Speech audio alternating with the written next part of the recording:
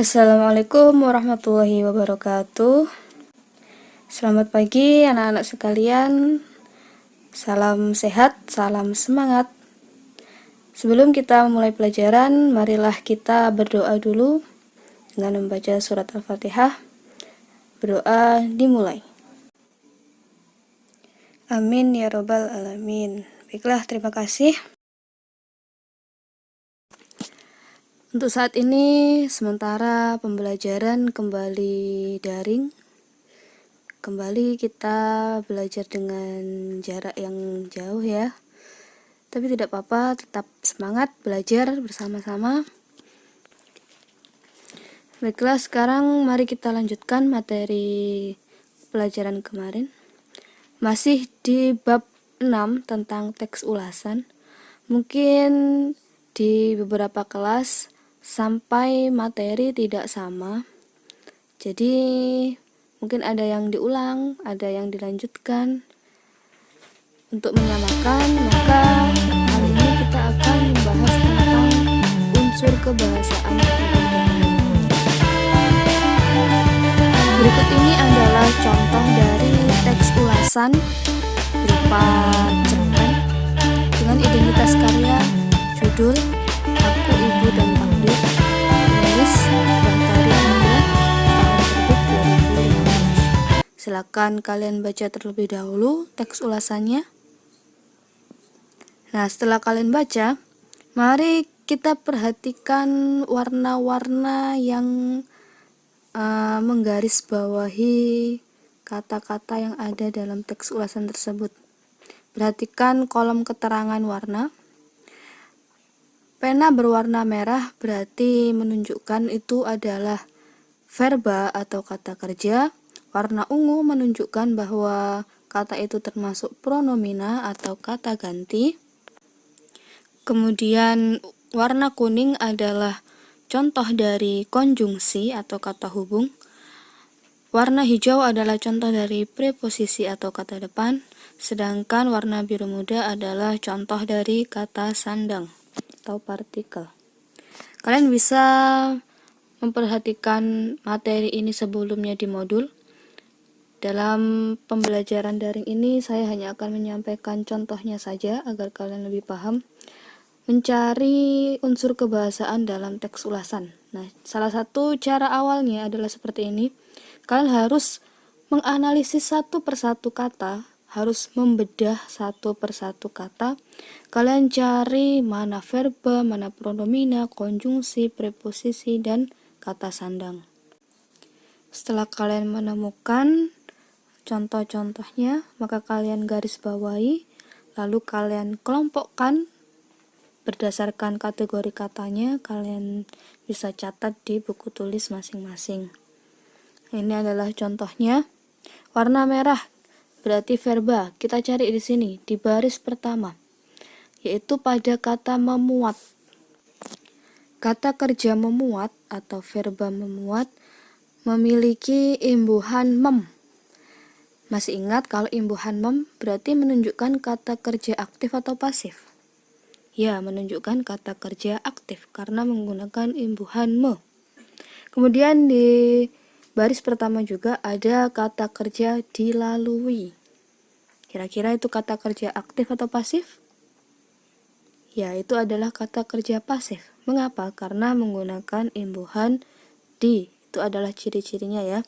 Ciri-ciri yang sangat mudah untuk kita pahami. Selanjutnya coba kita cari pronomina atau kata ganti, berarti warna ungu. Contohnya di sini adalah ibu kandungnya. Nah, nya di sini berarti menunjukkan kepemilikan, menunjukkan kata ganti. Kata ganti dari siapa? Yaitu kata ganti dari Bella. Selanjutnya ada juga di bawahnya itu ibunya. Nah, sama ya. Nya-nya juga kembali ke Bella. Selanjutnya kita cari yang warna kuning. Berarti yang menunjukkan konjungsi. Di sini contohnya adalah kata sejak. Ada di baris kedua. Sejak baris ketiga yaitu kata sedangkan. Baris keempat yaitu kata sudah dan kata dan. Baris kelima kata namun, dan seterusnya. Kemudian warna hijau, preposisi. Berarti coba kita cari di mana preposisinya. Yaitu ada pada baris pertama, kata oleh. Kemudian baris kedua, kata dari. Kemudian baris ketiga, yaitu pada kata ke, yang disambung dengan ke mana.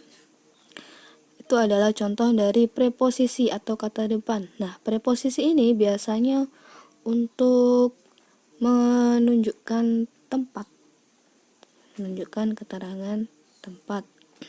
Kemudian warna biru muda, coba kita cari, yaitu ada pada kata sang. Kata sang terdapat pada baris kelima, sang nenek.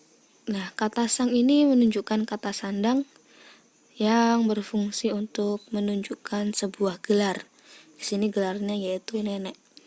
Kemudian bisa kita jumpai lagi, yaitu pada kata sang ibu. Paragraf kedua, sang ibu juga menunjukkan gelar ibu. Kemudian selanjutnya yaitu kata sang anak.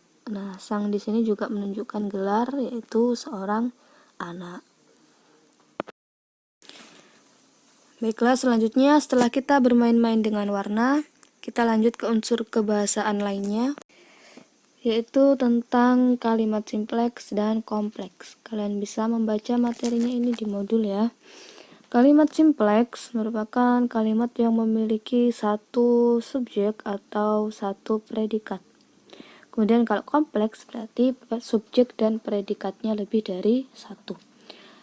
Mari kita lihat contoh, masih di teks ulasan yang sama. Kalimat pertama yaitu cerpen ini memuat kisah kerasnya kehidupan.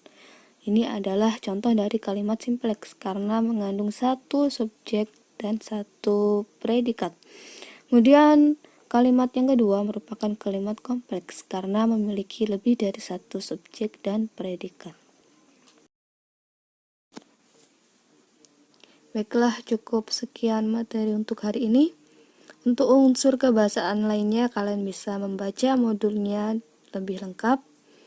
Kemudian di sini ada tugas, yaitu pertama mengerjakan tugas lanjutan dari masing-masing guru.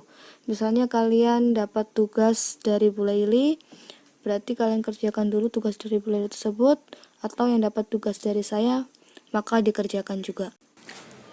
Untuk kelas yang saya ajar, maka melanjutkan tugas membuat teks ulasan dari film yang pernah ditonton kemarin.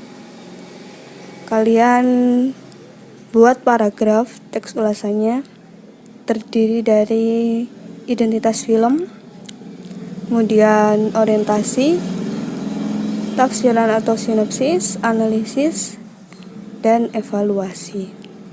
Kalian kerjakan, kemudian dikumpulkan nanti ketika tatap muka.